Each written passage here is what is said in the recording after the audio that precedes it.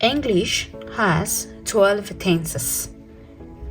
English has 12 tenses. When an action happens. ድርጊቱ መቼ እንደተፈጸመ የምናውቅበት ነው ማለት ነው። So 3 main tenses. 3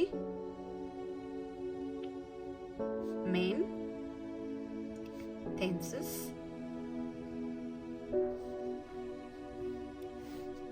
The first one, present tense.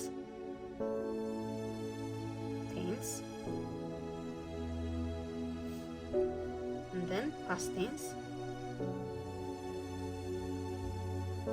And then future tense.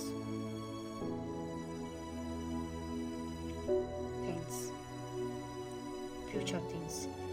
ይሄ present tense የምንለው የአሁን ጊዜ የሚነግረን ነው። ይሄ ደግሞ ያለፈን ጊዜ የሚነግረን ነው። ይሄ ደግሞ የወደፊትን